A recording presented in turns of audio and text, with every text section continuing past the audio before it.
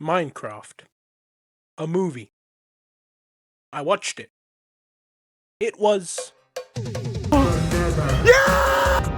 Fit and steel! Yeah! Yeah! Yeah!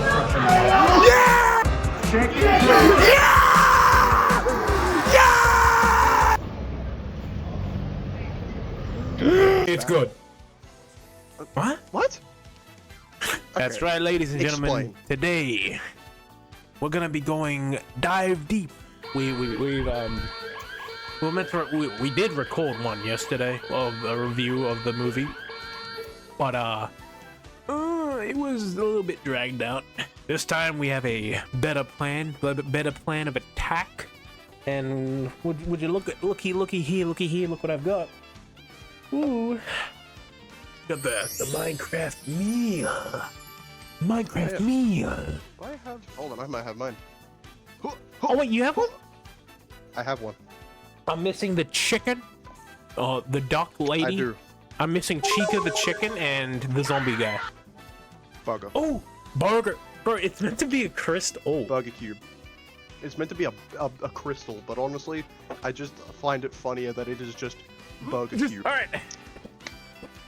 Minecraft movie. Now, before we get into what we saw, let's go into when we didn't see it. So, a fun little story. I'd been seeing all the freaking the clips of everyone like cheering their hearts out.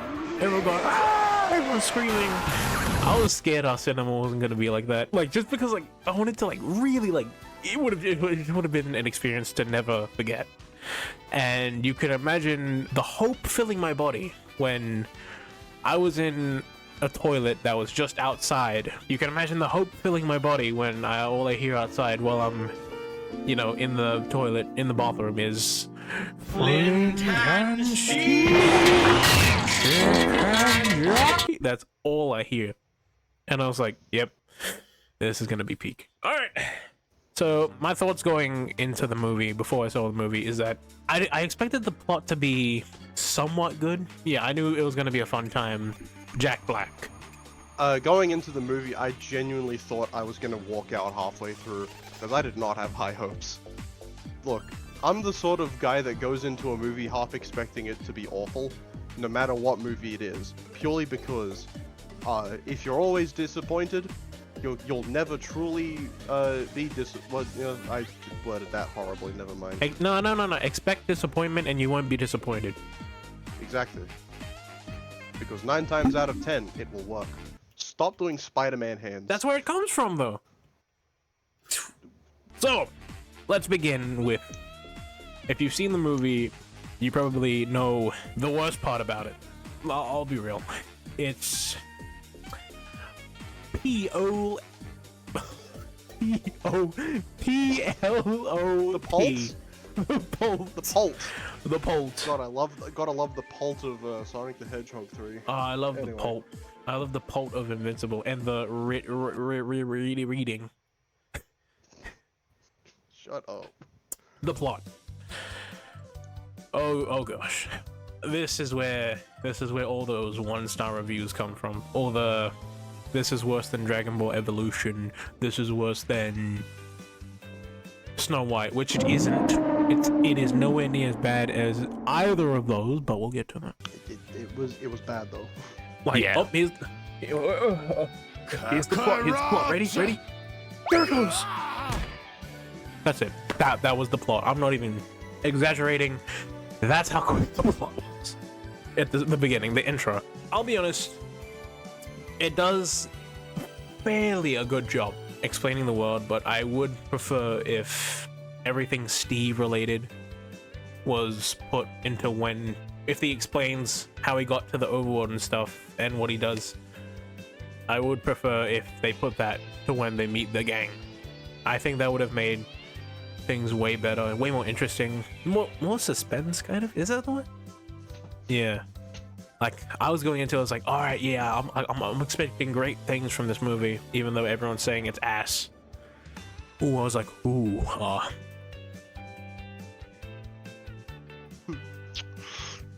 Check please. Ooh. To be completely honest, the beginning wasn't as... If you ignore completely everything about the plot, it's not bad. The Yeah. visuals were nice, it gets straight to the point, it's funny, and it gets you excited because it basically breaks down the entire movie in literally less than 5 minutes. It breaks down a lot, which is again against better judgment, because it's definitely too fast, but at the same time it does its job and it's still enjoyable. Oh no, what is it? It's fair because they need to get through a lot. They need to get through a helping heapful of stuff to introduce as Steve. But yeah, that's why I think they should have put that to when they actually meet. Steve actually meets with the other 4 people, because then like you have more suspense and more like reveal. The reveal factor. That's the word. Yeah. All right. As for the rest of the plot, like the mid plot, where they need to find a way home, they got to do all their stuff to, you know, get home. Honestly, yeah, it wasn't too bad. Hi, Ollie. Like, yeah, there was some holes, but we'll get to that in characters. I think one of the main issues is the characters. I think the plot was simple. It was this, but we need to get home and stop that bad person from getting the very shiny important thing. Yeah, that's about it. The middle of the movie didn't really have much other than a lot of fight scenes, one very, very, very catchy song that I still haven't been able to get out of my head for the past 24 hours, and a very strangely nice cast, except for one person, which we will get to in a bit. Yeah, I think I know who you're talking about. Now, before we talk about the end plot, the B plot. Going into this movie, I did not expect much of the B plot. I thought it was gonna be, oh, here we go. It's just gonna cut to this, and we're gonna be very uninterested. I will say, they did a good job in minimizing the B plot in terms, not minimizing it. The amount of time the B plot had was just right, I think. Yeah. Then again, there was only 3 B plot. Yeah, there was 3. I'd say 5. So the B plot is the villager and I forget her name. Let's just call her the principal. The principal, because I remember her ex's name was Clemente or whatever. So it's villager finds portal, villager enters portal into the real world, hit by car, and date scene, and then the end scene. But we'll talk about the end scene. Oh. We are going to talk about the end. Has the best payoff ever. All right, so the final end. So Steve is fighting. End? How many ends were there? Which one would you watch? The Iron Golem army versus the Piglins, and then Henry has to get the orb. Nothing too much to say, I guess, off the top of the dome, other than the action in the scene. The action, it was certainly peak, let me tell you. I'm probably forgetting a lot of stuff, but we're definitely gonna remember when we talk about the characters, because not all of them, but there was definitely a lot of problems regarding a certain set of characters. All right, so yeah, they go home. Dennis is gonna be sent to the real world, but then, oh snap, Steve joins them. I won't lie, I don't know why Steve joined them. I mean, I guess they're friends now, so they may as well. And they end up doing stuff, like, they end up all doing their own thing. Dawn opens up, she does the whole pet zoo or whatever that thing was, I forget. But she entered a dog show with Dennis. I think, maybe? I don't know, I'll go check. Natalie starts up a self-defense class. Defense class. We'll get to that though. We'll get to that. Henry decides to build a jetpack to school. Build a jetpack and then just show it off to school. I will say he could have done that without Minecraft. I mean, he did almost. Yeah, he did almost, but then the Rizzler and co. Teen Rizzler. When I tell you, he genuinely did look like if the Rizzler was in high school. Like the Rizzler. I was half expecting him to like cut the wire of the jetpack in the earlier scene and then go.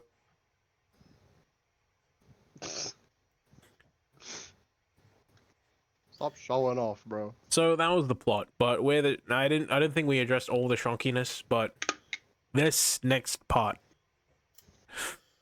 Oh boy. Oh boy, I have some choice words for these. So,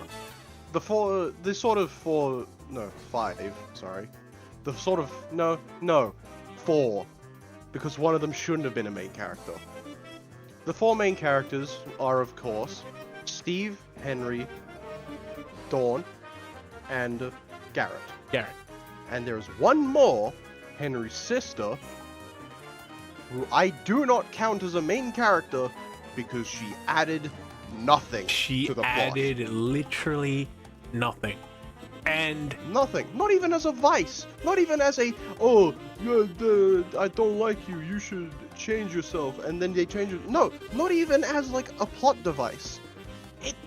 They were just not necessary. It just kind of dampened the movie, if everything. Yeah. If anything. Henry and Natalie probably had the two biggest problems. Henry's whole little, oh, everyone hates me little arc thing. Even then, it was okay because he at least got over it. Natalie didn't do anything. Like, even when he got over it, it did like no impact. It was such a like a nothing sort of. Yeah, but again, at least he did things. That's the problem with Natalie. Natalie didn't do anything. Natalie at all. barely does anything. She probably does like things once or twice. Like Natalie, she has the sword. She has the diamond sword, bro. And you see that like even before, she literally like trains to swing it. The big Hulk pig comes in, and she's holding the sword. You would think, with her training how to hit the sword, how to use it beforehand, you would think that she would do something, an epic fight scene would ensue. Not a single time is that sword thrown, if I'm not mistaken. If she not does, a single finger was lifted. If she does, then it was not nearly enough to remember that she swung. If I'm being honest, Natalie and Dawn's character, they should have been like combined. Like Natalie should have had Dawn, like either Dawn shouldn't have been there or Natalie should have been there, and then the other person of the other character takes the. Then have some unrelated character there. That's not a part of the main plot. Cause vibes the crowd. But she barely does anything. Same, you could say the same with Dawn. I think she should have befriended a little more animals. Dogs, and they're only dogs. I feel like she should have had llamas. Yeah, because she literally has a llama back home. Why can't we have more llamas? It was literally right there. They could just literally use the fact that she owns llamas at home. There's llamas in the overworld. Why don't we just, at least like have her like sit on a llama during the final battle and just like command all the dogs at the end, just to like be like a steed. But if there was any waste of talent, Henry. Okay, so for those of you who haven't seen the movie, Henry is a inventor type person. He's like, oh, I love making inventions. He's the creative type. Yeah, like he as literally said in the movie. He makes a jetpack. He makes like the potato gun in the movie. He also creates a custom golem. Yeah. Should we talk about it now or later? We'll get to that in a bit. No, we'll get that. We'll get to that in a bit. That in can the be fourth last segment. because that's the final fight. In the fourth segment, we'll get to that. He designs a freaking jetpack in the real world. Why did they not have him do redstone type stuff? It was right there. And yet, redstone only gets used like twice. The first time is with Steve Lava Chicken, and the second time is the minecarts. I guarantee you, it would have been way better, if they let this man just go ham on the redstone. Cause that's true. there's creativity in Bill, but there's also creativity in like Redstone. You've seen Mumbo Jumbo. You've seen like who else? Redstone's pretty insane. Someone's made a working computer and played Doom on it. Yeah. That was the most wasted thing ever. That Henry did not touch a speck of Redstone during the entire thing. Now, here's the thing. As much as we like bitching and mooning about problem characters, Yeah. there are still two very, very important characters we've yet to talk about. Hint, hint, Garrett. We'll talk about Garrett first. He is a loser. But he is the best kind of loser. He's the loser that actually knows he's a loser. Yeah. And that's why he's perfect. Because he was hilarious the whole movie. I did not have a single problem with him. He was so perfect. And the way that he and Steve interacted, it was so subtle but so good. Yeah, one of my friends warned me that there was tension going on between Garrett and Steve. And I was like, oh, it's probably just gotcha Deku type stuff. No. It was there. In your entire face hole. His whole little arc thing of him being a bit of a loser, or not a bit, but like he he redeems himself when he sacrifices himself. By the way, the explanation of him surviving with Steve's water bucket trick it makes sense, but it also, where did you get the bucket? That's a good point. Where did you get the bucket? I don't know where if it's from the buck chuckets, then I guess, but where did you get the water for it? And also, you fell into freaking, I'm pretty sure the bridge below was just water, so it wouldn't have even mattered, I guess. Yeah, his redemption thing, it was alright. Yeah, it was pretty alright. Him and Henry's little relationship where he doesn't have a friend, Henry becomes his friend, and then he's like, oh, I'm gonna do something for my friend. I thought that was alright. It was like nothing too crazy, but it wasn't nothing too bad. Also, this guy, his name is General Chungus. No, this isn't a bit, and he has a surfer sort of accent. I don't think I need to go into more details on how this was an interesting idea, but honestly, it got a few laughs out of me, so, not bad, Mr. Chungus, that happens to be big. Say that again? Alright. Now, there's one more character. Oh, He's back. stretching. Alright, so now, the big blue man himself, Steve. He's funny. No notes. That's all his name. No notes. A He's plus, funny. no notes. Jack Black did his thing. Please take my money. I guarantee you, everyone was like, even me, I was like, that's not Steve, that's just Jack Black in a blue shirt. And Yeah. I wouldn't have it any other way. Listen, say what you want about him being in everything. I get the hate. I honestly understand. I don't hate him. I think he's cool. I understand the hate. But you cannot deny that if he was not there, the movie would have flopped a little. Yeah. It would have flopped a little more. Well, a considerable amount. But he lit up the movie. His humor, his character, his Jack Blackiness. Huh? He brings like that sense of humor. Like I don't remember where I saw this, but I do remember there was some talk about him being a little like either not even in the movie at all, but like a less major role. And I think Jason Momoa was going to be the first main character. But him being there just made the movie so much better. It really did. It really crushed my past doubts of like, why is Jack Black there? What? I mean, I'll watch it, but no, he actually. This isn't even out. This is outside of Chicken Jockey and Steel. His humor genuinely was there, and of course, love a chicken. Steve's love a chicken, yeah. Tasty as hell. That song, oh. We've gone 3 for 3 these past 3 years of Jack Black straight bangers from movies. By the way, speaking of the chicken, Great segue. Design visuals. What can I say other than they cooked? They call like I am of the mind that if something looks good, it can be alright, even if the voice acting's horrible. yeah, obviously the mobs threw people off at first sight, but the landscape, like the set of like the overworld, the nether, the designs threw people off of like the mob, especially the pink sheep. Opening up with the pink sheep in the trailer, everyone was like, what the hell? Those actually, I can't speak for everyone, but I will say this, those don't look nearly as bad as when I first saw those. Those have grown on me, and I think they did, like, with what the tasks they were given, I think they did pretty good.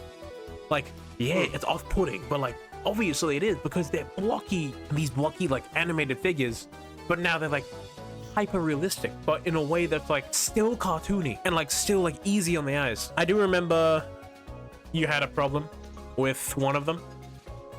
Yes, One of the those. skeleton. Only the skeleton I had a problem with. I am the sort of person who is rather forgiving with designs. I didn't like the skeleton. Only reason being is because the jaw looked weird. Yeah. Just the jaw. The movement was great. The way that they fell apart, even better. Yeah. Just that face, it just didn't look right. It looked like if they were using a Minecraft texture pack. You know how in some texture packs the skeletons don't look right? Yeah, That's yeah, what it reminded me I didn't have too many problems. Exactly, I don't even think I had much issue with the mobs at all. Especially one that actually like stood out to me, as in like it looked really good. The wolves. The wolves did look nice. The wolves looked amazing. I remember I put up a poster because I do the bus advertisements for like movies and stuff. We did the Minecraft movie. I remember I put up the poster. And the wolves, like, I really liked how the wolves look. And also, I think we skipped over did we skip over the landscape? I did mention it, No, you definitely talked about it enough. but I didn't like, It was just really, really cool. yeah. The sheer amount of detail and lighting that Like they in had the in that movie was trees. insane. There was one specific mob that I really liked the design of, and that is the Enderman. Yeah, the end. The Enderman was crazy good. Yeah, and also when Henry was going ham. Oh, before I talk about that, Henry's little acid trip. Again, The Endermen in this movie work a little bit different to the games. yeah, I like how they change. Like, okay, they introduce some things like how they work to the viewer as well as the cast, but they're not afraid to go by the fact that everyone knows how things work. When I say this, I think of the Iron Golems, because they don't have to explain they don't explain everything. Like, not every, like, they explain most things. Like, this is an ender pearl, crafting table. But they also go off the fact that the audience knows that putting a pumpkin head on 4 T-shaped iron blocks is gonna make an iron golem. But you want his acid trip, again, his whole him and his sister relationship issue, conflict or whatever. That thing was just a nothing burger. It was a nothing pizza. It really was just a bowl of ice soup with extra water. I remember everyone was like, oh, the zombies don't look that good. I like how the zombies aren't like their hands aren't just fists, like block fists. I actually do like the way that the zombies look. The zombies look good. Yeah. The way the creepers look in the movie are actually really good. And I also like the little detail of you can see their rib cage before they explode. Speaking of the way that the neat little details and all that, experience. Okay. How did you find the movie?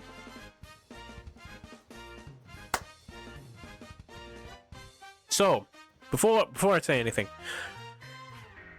I don't know, I can't say that I can't out this person, but I'll say that their name rhymes with Hoist Physical.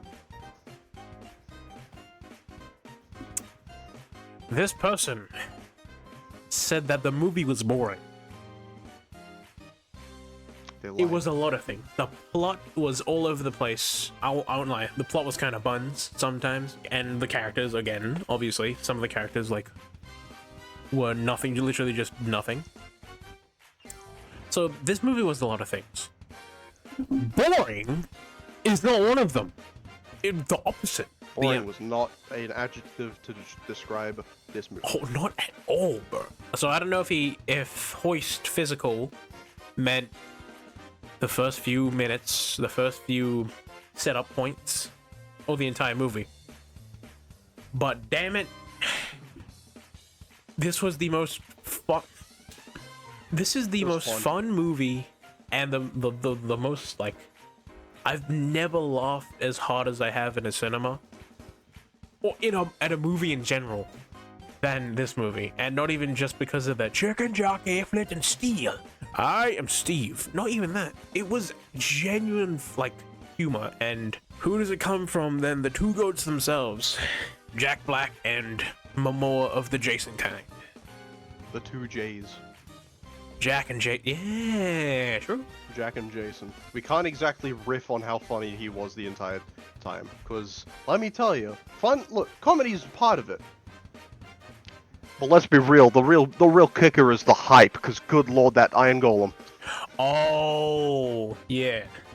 We can come back to Garrett and Steve because I still want to talk about them, but the final fight did not need to go as hard as it did. At least like the start of it. It was just insane. So when we were talking about Henry, he gets the Swiftness boots from Dungeons or Legends. I forget which one. I haven't played either. I think Dungeons. I have a feeling it's Dungeons.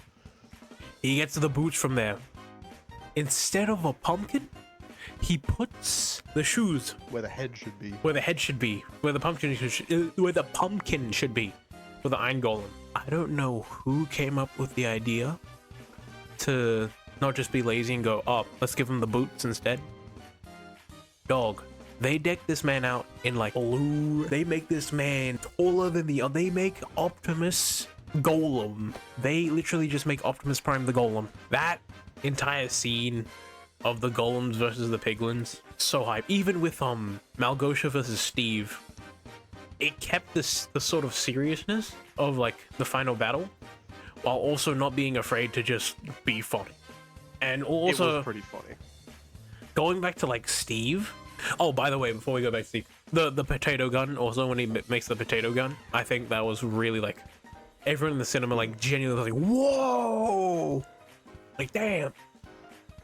That was rather cool and creative and fun. Yeah, so like it was nice to see like things that aren't, everything isn't just straight from the game. There can be custom things, like movie specific, especially Steve's Love of Chicken, which, going back to Jack Black and Jason Momoa, the birthday suit song, it was good, it was enjoyable, it was funny, very funny. It was. But Steve's Love of Chicken, it's stuck in my brain. I need to get it out. I need to get my brain out of my head, and I need to scrub it with water and Dawn dish soap. It's like gonna be the one Winter Soldier scene where like he's locked up and they're saying phrases to like trigger him or whatever, but instead it's just you and the Steve Love of Chicken. It's just Steve's Love of Chicken. It's in my soul. I can't get it out. I can hear that cowbell in my sleep. Every time I try to go to sleep, I can hear the damn cowbell. But yes, Jason Momoa and Steve. Jason and Jack. No, Jason Momoa and Steve. No, you gotta roll with it now. The entire movie, the other characters were alright. Well, obviously, aforementioned problems, but this movie would not be nearly as enjoyable if both of those, especially Jack Black, but if both of those weren't like together. Not even just Jack Black. If it was just Jack Black, I reckon if Jason Momoa wasn't there, it would have been nearly as funny either. The way they just play off of each other, it works so well. My favorite joke is obviously the end scene where Malgosha's like she tries to stab him twice. Three times.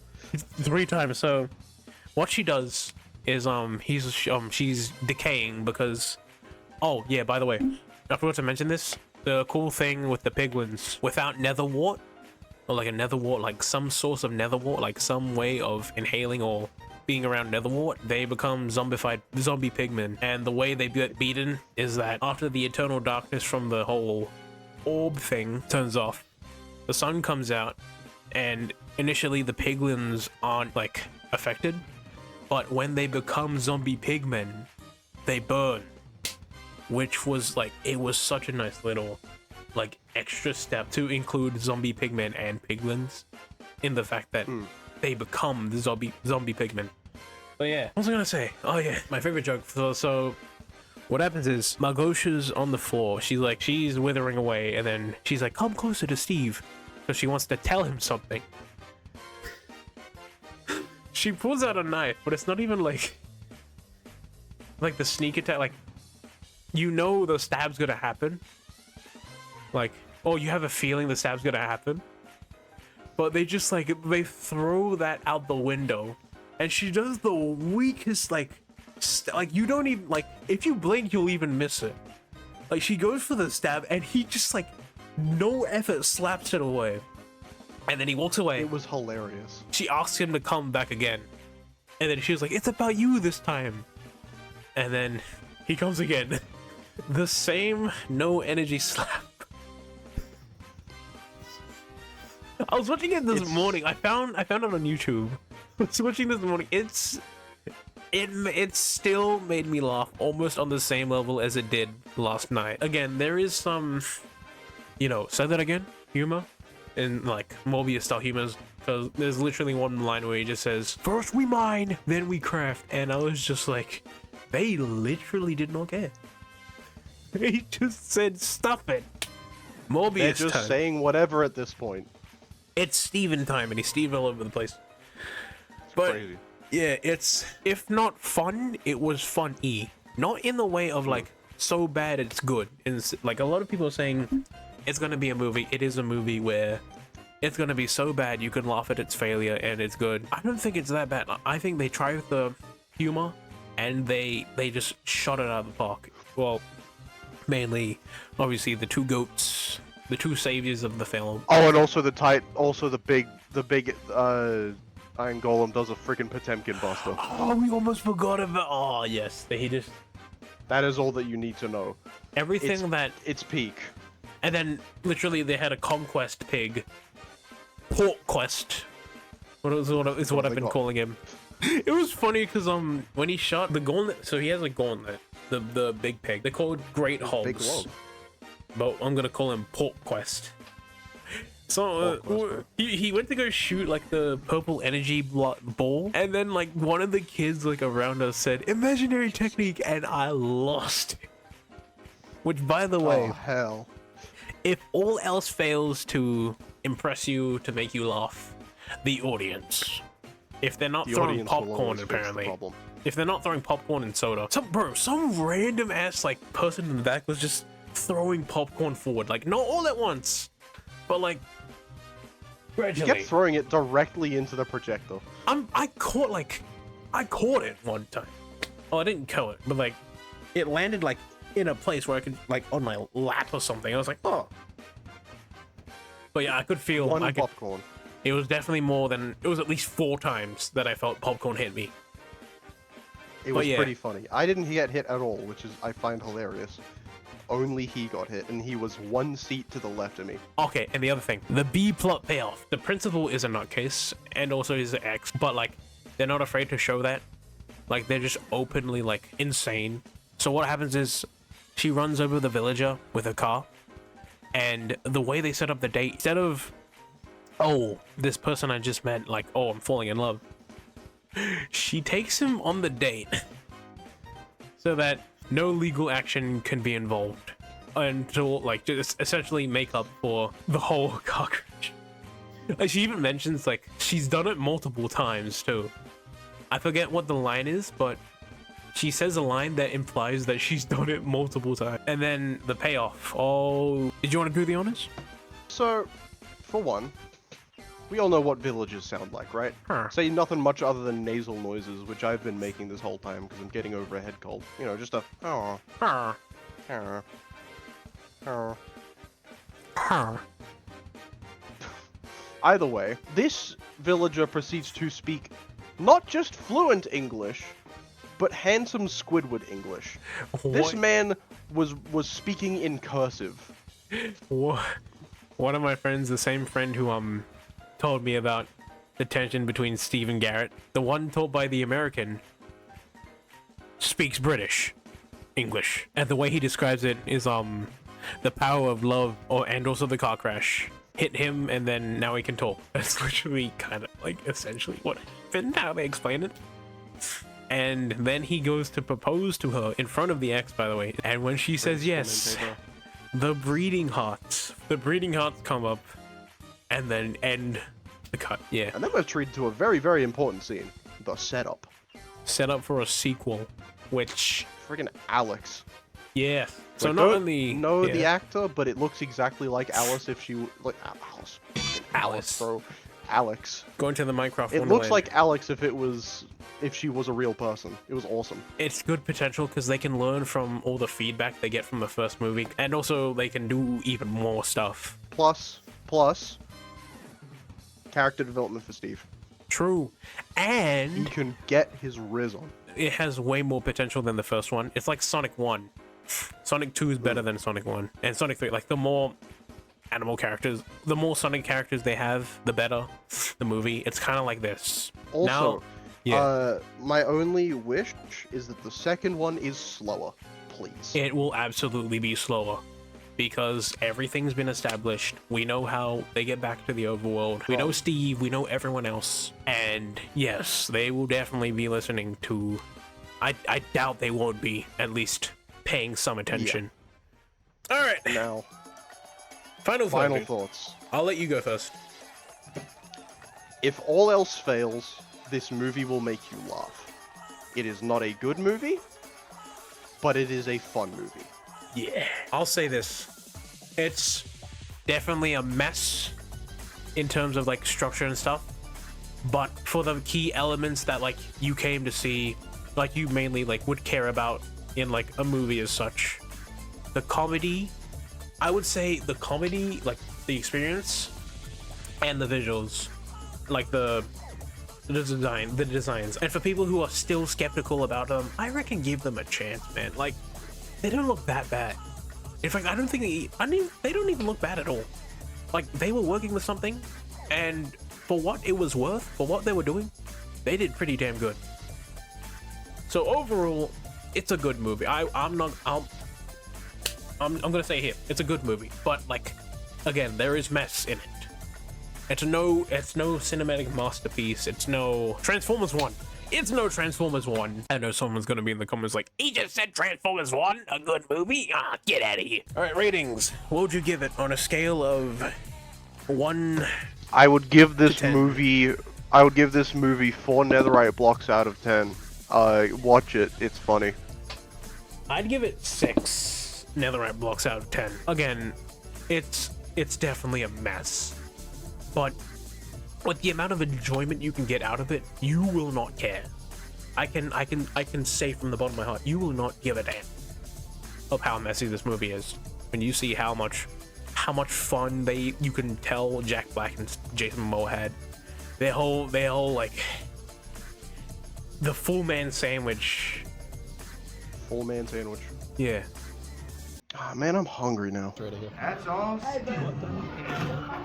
Hot tour. La la la lava.